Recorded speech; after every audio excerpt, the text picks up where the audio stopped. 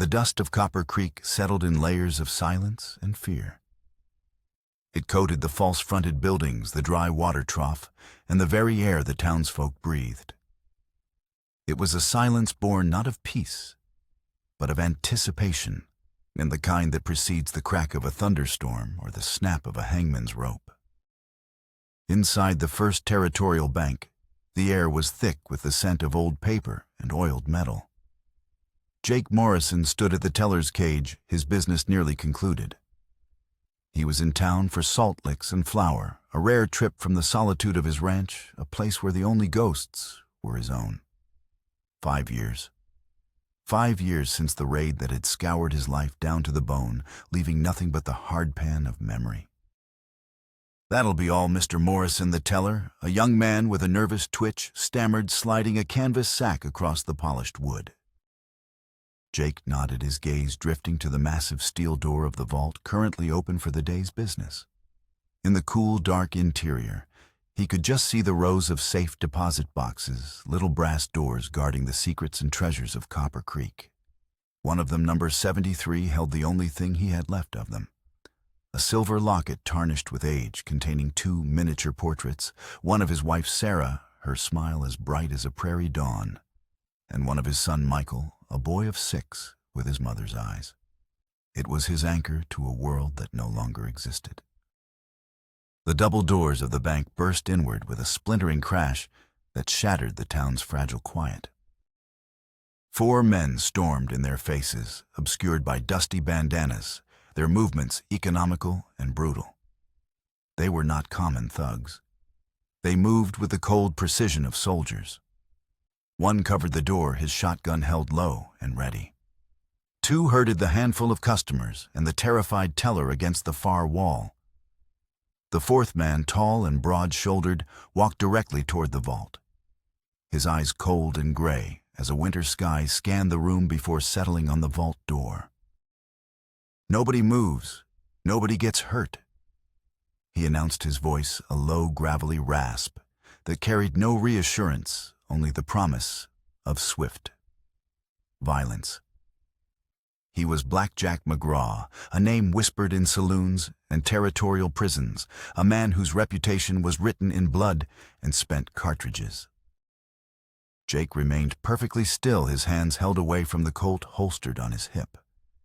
He was one man against 4 professionals. His cavalry scout training screamed at him, assess, wait, act.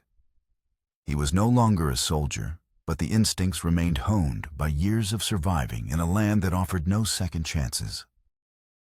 McGraw ignored the cash drawers. He strode into the vault, pulling a crowbar from a loop on his saddle coat. There was a sharp metallic screech as he pried open the lockbox of the bank president. Then another. He wasn't robbing them all. He was searching. He moved down the line with an unnerving purpose until he reached box 73. Jake's blood ran cold. It couldn't be a coincidence. With a final violent wrench, the small brass door tore free. McGraw reached inside and pulled out the small velvet pouch Jake knew so well. He emptied its contents into his palm, the silver locket. He didn't pocket it immediately. Instead, he opened the clasp, his cold eyes studying the tiny portraits within. He held it for a long, deliberate moment, a strange, almost reverent intensity in his posture. It wasn't the act of a thief admiring his loot. It was the act of a man claiming a trophy, a symbol. He snapped it shut and slid it into his vest pocket. The personal violation was a physical blow, more stunning than any gunshot. They hadn't come for money. They had come for his memory. That was the moment Jake's calculus of survival changed. This was no longer a robbery. It was an exhumation. As McGraw turned to leave the vault, his eyes met Jake's across the room. For a split second, there was a flicker of something in the gunman's gaze, not recognition, but an appraisal, as if he knew exactly who Jake was and was measuring him. "You," McGraw grunted, nodding toward Jake. "The rancher. Stay put."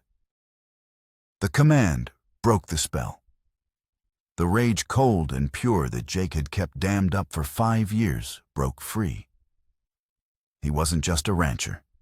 He was the man whose life was contained in that locket. As McGraw's men began backing toward the door, Jake moved. It wasn't a conscious decision. It was a reflex born of loss. His hand blurred toward his Colt. The man nearest the door saw the movement and swung his shotgun around. The bank erupted in a deafening roar of gunfire. Jake fired from the hip, his first shot taking the shotgunner in the chest. He dove rolling behind a thick oak counter as wood splinters exploded around him. Another of McGraw's men crumpled to the floor, a bullet from Jake's Colt finding the gap between his eyes. A searing pain tore through Jake's left shoulder, and his arm went numb. He gritted his teeth, switching his revolver to his right hand. He could hear McGraw shouting orders, the panicked screams of the customers, the thunder of boots on the wooden floor. Peeking over the counter, he saw McGraw and his remaining man firing cover as they retreated out the door. Jake pushed himself to his feet, ignoring the fire in his shoulder, and staggered toward the entrance. He saw them mounting their horses, McGraw already spurring his black stallion down the street. Jake raised his Colt, drew a bead on the broad back of the man who had stolen the last piece of his soul, and squeezed the trigger. The hammer fell on an empty chamber. He watched helpless as Blackjack McGraw and his man disappeared in a cloud of alkali dust, taking with them the only thing in the world that still mattered. Jake leaned against the shattered doorframe, the blood from his shoulder staining his shirt a deep, spreading crimson. The silence that descended on Copper Creek was different now. It was no longer the silence of fear. It was the silence of aftermath. The world swam back into focus, to the smell of carbolic acid and the soft touch of a woman's hands. Jake found himself lying on a cot in a small, clean room, the sun streaming through a window, illuminating dust motes dancing in the air. The fire in his shoulder had been reduced to a deep, throbbing ache. A woman with high cheekbones, skin the color of burnished copper, and eyes as dark and intelligent as a raven's wing, was finishing a bandage around his shoulder. She moved with a calm, professional grace. "You were lucky," she said, her voice a low, educated cadence that stirred a faint memory. "The bullet went clean through. Missed the bone. You'll be stiff for a while, but you'll keep the arm." Jake pushed himself up, his head clearing. "Dr. Blackhawk?" Her lips curved in a small, wry smile. "You remember?" Devil's Canyon. 7 years back, he said, the memory sharp and clear. Pinned down. 3 Apache Braves closing in. Then the impossible long-range shots from the ridge, a phantom marksman who had vanished before he could offer thanks. "You were the sniper." "I was fresh out of veterinary college in Denver," she confirmed, cleaning her instruments in a basin of water. "Scared witless, but a better shot than any of the men in that cavalry troop." She looked at him, her expression serious. "My name is Sarah, and I'm the town physician now. It seems I'm fated to patch you up after gunfights." He looked around the small clinic. Through the window, he could see the main street of Copper Creek. It was no longer empty. Small groups of men stood talking in hushed tones, their eyes constantly scanning the street, their hands never far from their sidearms. The tension was a palpable thing, thick as summer heat. This wasn't just a town shaken by a bank robbery. This was a town under siege. "This fear," Jake said, his voice raspy. "It's more than just McGraw." "Much more," Sarah agreed, her face grim. "For the past few months there have been raids. Small ranches hit livestock, killed waterholes, poisoned. The official story is that it's my father's people breaking the treaty." "Chief Thomas Blackhawk?" Jake asked. "He's a man of his word." "He is," she said with fierce pride. "But the stories are spreading. The territorial government is getting nervous. People are calling for the army to step in." She paused, her dark eyes locking onto his. The stories are lies, Jake. I've been to the sites of these raids. The tracks are wrong. The methods are wrong. No Apache would poison a water source he might need later. These attacks are staged, professionally. As she spoke, the pieces began to click into place in Jake's mind. The military precision of the bank robbers, the deliberate targeting of his safe deposit box. This wasn't random. It was connected. His mind flashed back to that other raid, the one that had defined his life. He was a cavalry scout, then younger, full of a belief in flags and orders. The intelligence was clear. A renegade Apache war party was using a remote canyon as a base. He led the scouting party that confirmed their location. But the intelligence was wrong. It wasn't a war party. It was a hunting camp with women and children. And among them, caught in the crossfire of the cavalry's disastrous assault, was a civilian surveyor and his family, and Jake's own wife and son, who had been traveling to meet him at the nearby fort. The memory was a landscape of smoke screams and his own soul-shattering failure. He had resigned his commission the next day, trading his uniform for the solitary penance of his ranch. He had built walls around his heart, isolating himself from a world that had taken everything. Now that world had come crashing back in. The robbery had torn a hole in those walls, and through it the shadows of the past were reaching for him. Why, Jake asked, his voice low. Why stage the raids? Land Sarah said simply. Harrison Steele, a railroad baron from Philadelphia, is planning to run his tracks right through this territory, through your ranch, through my people's reservation. He needs the treaty broken. He needs a reason for the army to clear us out.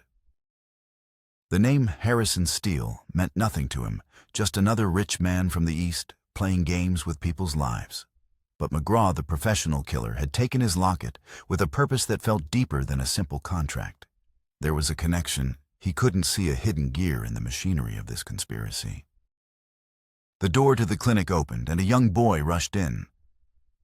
Doctor, your father sent me. He needs to see you. It's urgent. Sarah's face tightened with concern. She turned back to Jake. You need to rest. No, Jake said, swinging his legs off the cot. The pain in his shoulder was a sharp, grounding reality. This fight came looking for me. It took something of mine. I'm seeing it through. He looked at her, the legendary scout they called Iron Jake, stirring from a 5-year slumber. Your father's camp. Is it safe? For now, she said. But they're blaming him for the bank robbery too, calling him the mastermind behind McGraw. It was a perfect frame-up. Violent, public, and aimed directly at the Cherokee. The locket was the key. It was the piece that didn't fit the detail that turned this from a land grab into something else entirely. Something personal. The ride to his ranch was a blur of grim determination. Sarah followed her rifle resting comfortably in its scabbard, her movements sure and steady. At the small, isolated homestead, Jake packed supplies, ammunition, jerky, a second pistol. He paused at the 2 simple wooden crosses on the small hill behind the cabin. He had nothing to leave them now. McGraw had seen to that. Sarah found him there, standing before the graves, his face a mask of cold granite. She didn't offer condolences or pity. She spoke to him as an equal, a fellow soldier preparing for a campaign. My father's scouts have been tracking McGraw's men, she said. They're part of a larger force, mercenaries hired by Steele. But there's something else. The evidence I've collected, it suggests a third party. Someone local guiding them. Someone with authority.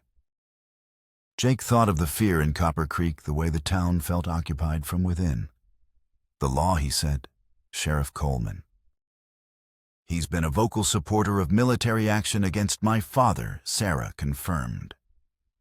He claims to be protecting the settlers, but every official report he files is filled with exaggerations and outright lies.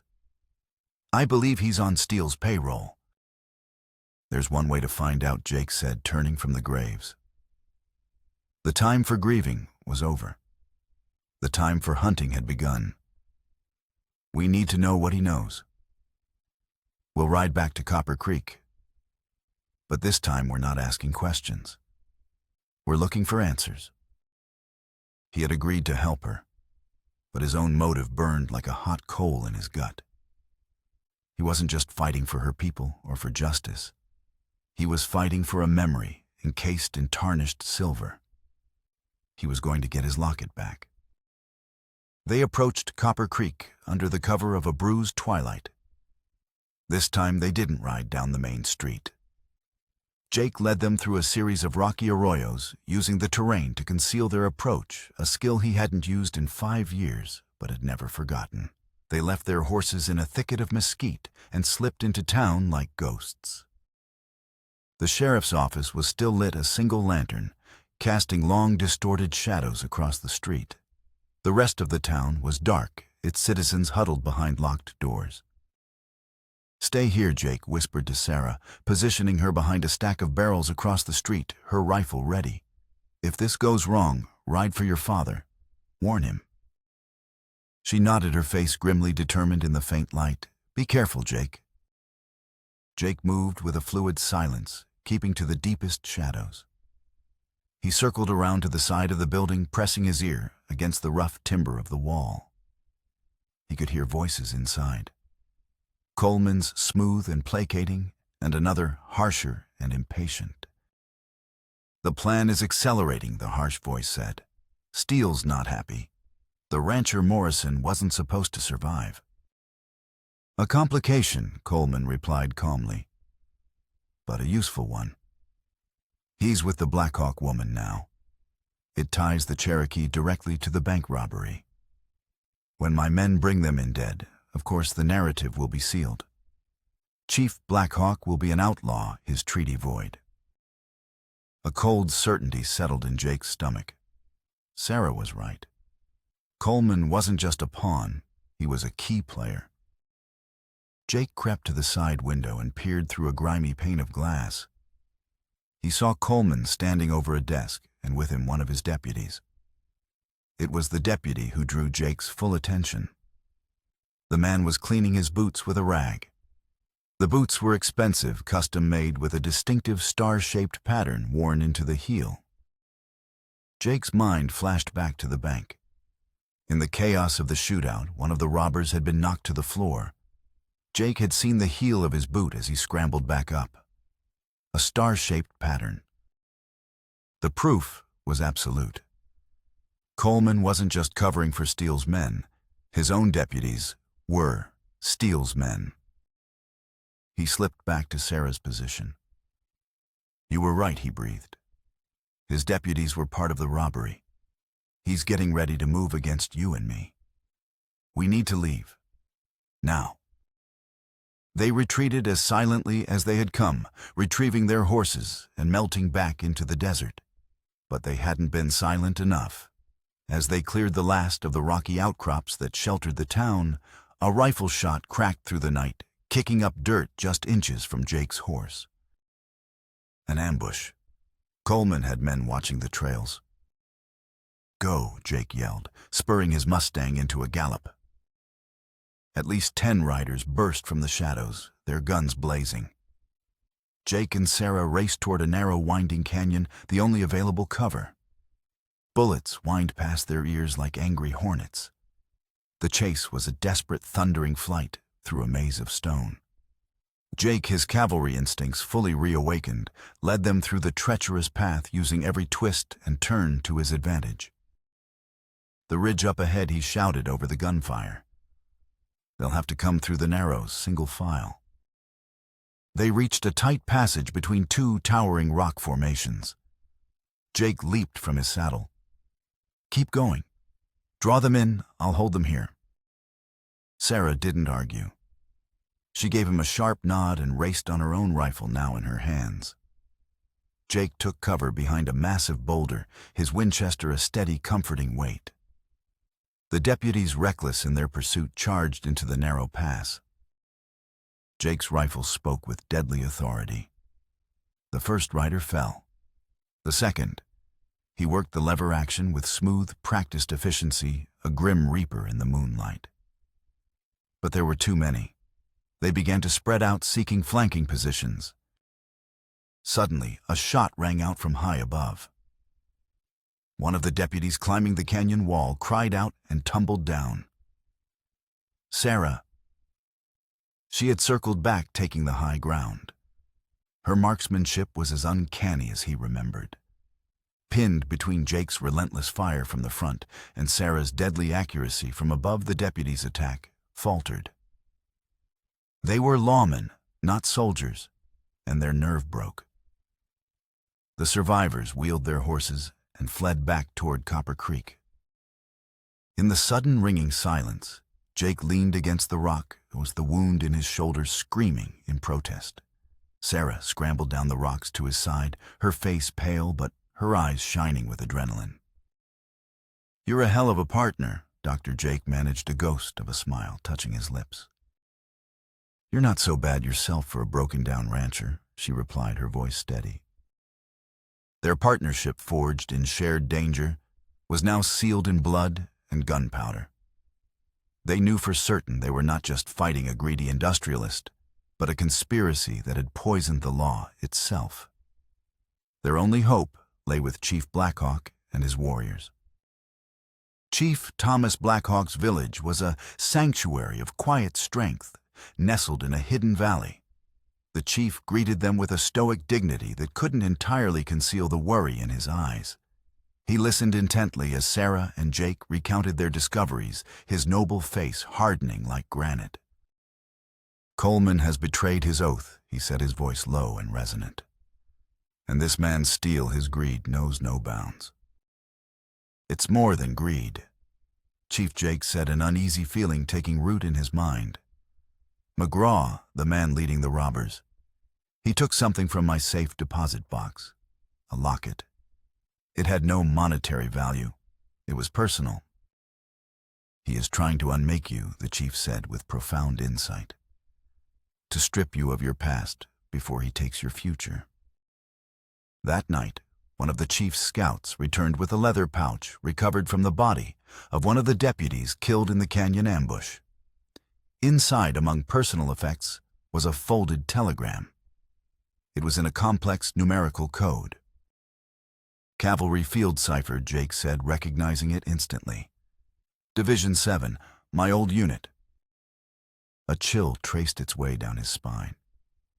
This was no coincidence. He spent the next hour working by the firelight, and the numbers slowly giving way to words, his mind dredging up the long-forgotten keys and protocols. Sarah watched her medical kit open beside him as she prepared a fresh poultice for his shoulder. Finally, he had it. The message was not a simple kill order. It was a status report. Blackhawk in place. Morrison survived, proceeding with Phase 2. Crow's Ridge is the target. The surveyor will be avenged. "The surveyor?" Sarah asked, reading over his shoulder. "What does that mean?" Jake's face was pale. The words echoed in the deepest, most haunted chamber of his memory. The disastrous raid, the civilian caught in the crossfire. He had been a surveyor mapping the territory for the government. He couldn't remember the man's name, only the horror of the aftermath. "This isn't just about land," Jake said, his voice barely a whisper. "This is about that raid, the one that killed my family." He looked up at Sarah, the pieces of the puzzle clicking together into a picture of unimaginable cruelty. Somehow Harrison Steele is connected to it. They needed more proof. They needed to get inside Steele's operation. Daniel Crowfeather, the tribe's intense and pragmatic war leader, provided the opening. His scouts had located Steele's main supply depot, a heavily guarded collection of warehouses and rail cars on a private spur line miles from any town. It was the heart of the conspiracy. "Infiltrating it would be suicide," Daniel stated flatly. "Maybe not," Jake said, a desperate plan forming in his mind. "They'll be expecting an attack. they won't be expecting two people to just walk in. The plan was audacious, bordering on foolish, but it was all they had. Under the cloak of a moonless night, Jake and Sarah, disguised in stolen work clothes, approached the supply depot. While Daniel and a handful of warriors created a diversion at the far end of the perimeter, a fire and a few scattered shots, Jake and Sarah slipped through the chaos and into the yard. The place was a fortress of industry.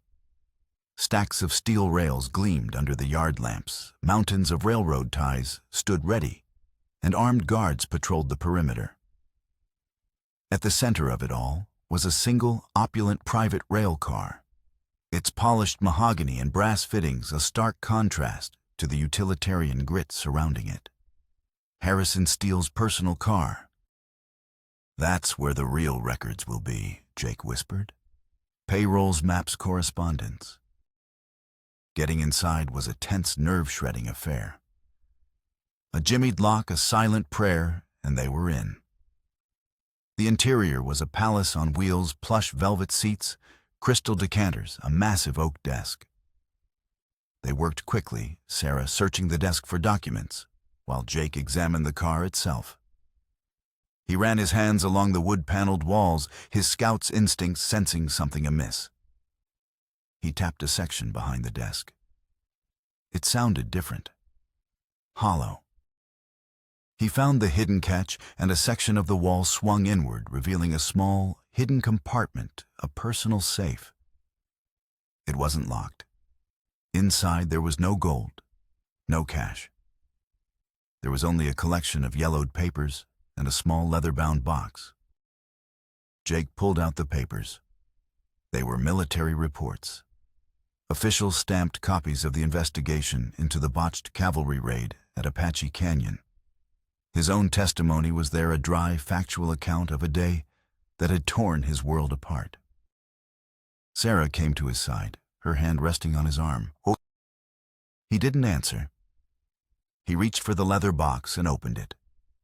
Inside, nestled on a bed of faded silk, was a single faded photograph. It showed a family posed stiffly for the camera, a proud-looking man with a surveyor's transit at his feet, a woman with a gentle smile, and a young boy of about 10, his eyes burning with a fierce, dark intensity. With trembling hands, Jake turned the photograph over. An inscription was written on the back in elegant cursive script. Thomas Eleanor and Harrison Steele, June 1870. The world tilted on its axis. Harrison Steele. The boy from the photograph, was the railroad baron. It all crashed down on him with the force of an avalanche. The Apaches hadn't killed Steele's father. Thomas Steele, the surveyor, was the civilian casualty. He had been killed in the crossfire of the botched operation that Jake himself had scouted.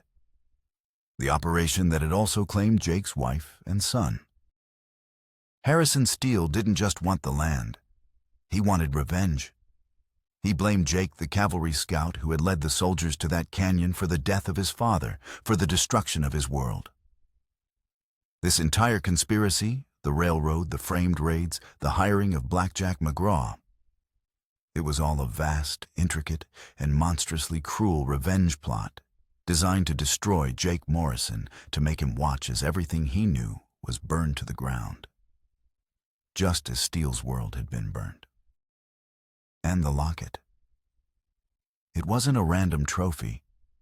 It was a symbol. Steele had taken the one thing that represented Jake's lost family, the first step in his calculated campaign of vengeance. He hadn't just stolen a piece of silver. He had stolen Jake's past to clear the way for destroying his future. Jake sank into the velvet chair, the photograph shaking in his hand. He was no longer fighting a greedy industrialist. He was fighting a ghost from his own past, a ghost he had helped create, a ghost who now commanded an army and an empire, and whose hatred had festered for years into something truly terrible. The news of their infiltration must have reached Steele immediately. His response was swift and overwhelming. Within 2 days, wanted posters appeared in every town and army post in the territory. They bore Jake's face rendered in a harsh charcoal sketch and the words, "Wanted dead or alive. Jake Morrison. For murder, armed robbery, and inciting insurrection. $5,000 reward." He was officially an outlaw. Then came the masterstroke. Harrison Steele, the visionary industrialist from the East, made a grand public appearance in the territorial capital. He stood on the steps of the courthouse beside Sheriff Coleman, announcing a formal alliance. He was funding a new force of territorial regulators under Coleman's command to pacify the region and bring the outlaws, Chief Blackhawk and Jake Morrison, to justice. In return, Coleman would ensure Steele's railroad had the legal and physical security it needed to bring progress to Arizona. It was a brilliant, unholy alliance, cloaking Steele's vendetta in the mantle of law and order. Back in the Cherokee village, the news was received with grim fury. They were trapped. The law was now their enemy, and Steele had an army. Daniel Crow Feather argued for war. "We must strike now," he urged the tribal council, his voice ringing with passion. "We must hit their supply lines, burn their camps. We must fight them on our terms before they bring their war to us." Many of the younger warriors murmured in agreement. Their blood was up. They had been provoked, framed, and were now being hunted. Jake stood before them, the weight of his own past pressing down on him. He saw in their eyes the same righteous fire that had led his own cavalry unit into that disastrous canyon. He saw the clear, simple certainty of men who believed their cause was just. And he knew with a chilling clarity that it was a path to annihilation. "If you attack Jake," said his voice quiet but carrying the authority of hard-won experience, "you will give Steele exactly what he wants. He's not trying to defeat you. He's trying to provoke you. He needs you to be the aggressors. He needs a massacre that he can sell to the newspapers back east as a righteous victory for civilization." He understood Steele's mind now. It was a mirror of his own grief, twisted by years of hatred. Steele didn't just want him dead. He wanted him to suffer, to lose everything all over again. Starting a war that would wipe out the Cherokee, the last allies Jake had, would be the perfect, cruel culmination of that revenge. "There is one place we can make a stand," Chief Blackhawk said, his voice cutting through the tense silence. "A place they will have to come to us. Crow's Ridge. It is sacred ground, a fortress of rock and spirit. If we must fight, we will fight there, where our ancestors can watch." It was a moral crossroads. For Jake, it meant facing an army led by a man whose life he had inadvertently destroyed. For the Cherokee, it meant making a final, desperate stand for their existence on the very land that defined their soul. The choice was made. They would not start the war, but they would be ready to finish it. The air at Crow's Ridge was thin and electric with anticipation. A hot, dry wind whispered through the canyons, kicking up dust devils that danced like angry spirits across the valley floor. To the east, the sky was turning a bruised, ominous purple. A dust storm was coming. Jake stood on the highest point of the ridge, his Winchester resting in the crook of his arm. Below, Daniel Crow Feather and 21 Cherokee warriors were concealed in positions Jake had helped them choose, using the tumbled boulders and natural crevices to create a formidable defensive network. Sarah was positioned 50 yards to his left, her heavy Sharps rifle resting on a sandbag, its long barrel pointed toward the single narrow approach to the sacred ground. They came at midday, a column of over 50 men, a mix of Coleman's uniformed regulators and Steele's hardened mercenaries. They moved with confidence, a conquering army entering a defeated land. Sheriff Coleman rode near the front, his face puffed with self-importance. And at his side, mounted on a magnificent bay stallion, was Harrison Steele. He was dressed not in buckskins, but in a fine tailored Eastern suit, a jarring image of civilized wealth against the rugged, brutal landscape. He looked like a man attending a business transaction, not a battle. The attack began not with a wild charge, but with a disciplined advance. Coleman's men laid down a withering base of fire, the bullets chewing at the rocks around the defenders' positions, while Steele's mercenaries began to probe the flanks. Then Sarah's Sharp's rifle fired its first shot. The sound was a deep, resonant boom that echoed through the canyon.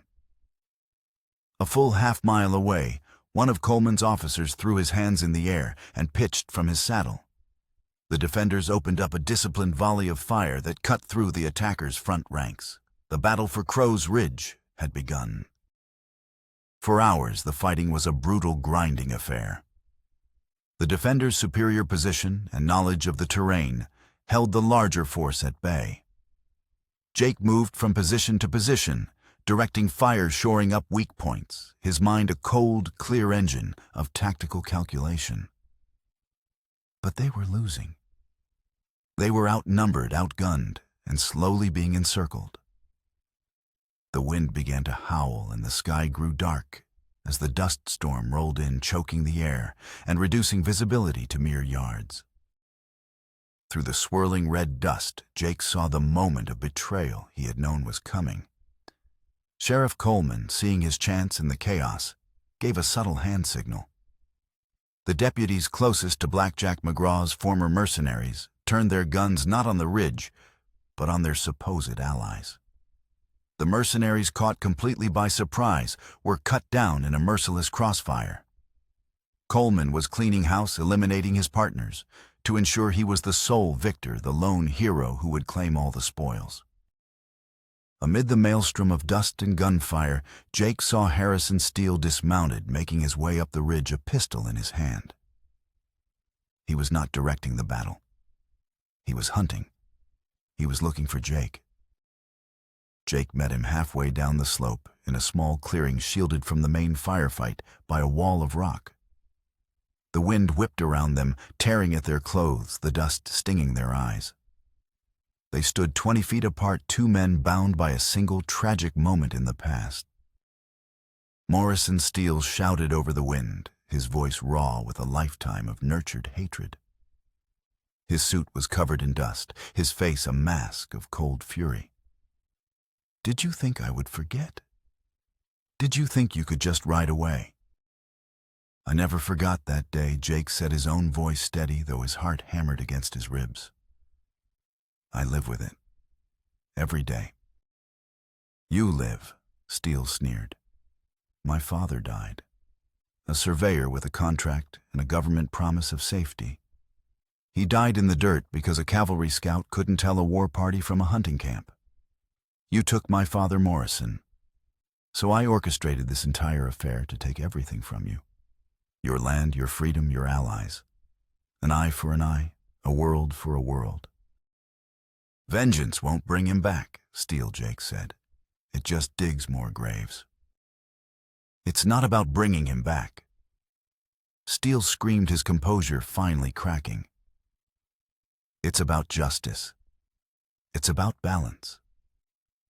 I found your precious locket, Morrison. I held the memory of your family in my hand. And soon I'll hold your life." He raised his pistol and fired. Jake dove aside, the bullet screaming past his ear. He came up firing his own Colt. The duel was not a clean, quick draw. It was a desperate, brutal scramble in the blinding dust. They fired, missed, and reloaded, the chaos of the larger battle, a distant roar. Finally, they were out of bullets, two exhausted men, lunging at each other with the empty weight of their guns.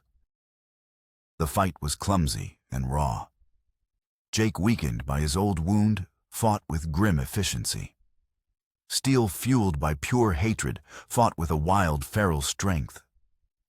The fight ended with Jake's hands around Steele's throat, pushing him back against a rock wall.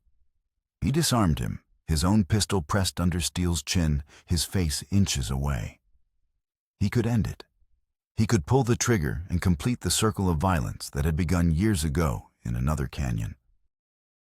He looked into Harrison Steele's eyes and saw not a monster, but the face of the boy in the photograph. A boy whose grief had been allowed to fester into a consuming poison. Killing him would not be justice. It would just be one more ghost to haunt him. With a final decisive movement, Jake slammed the butt of his pistol against Steele's temple. The man's eyes rolled back, and he slumped to the ground unconscious. Jake bound his hands with a strip of leather torn from his own vest. Justice, not vengeance. The words echoed in his own mind, a mantra against the tide of his own anger and guilt. He dragged the unconscious industrialist back toward the sounds of the dying battle. As they emerged from the clearing, the dust storm began to recede as quickly as it had arrived. The wind died down, and a fragile, hazy sunlight broke through, illuminating a scene of devastation. The canyon floor was littered with the dead. The battle was over. Daniel Crowfeather and his warriors had prevailed.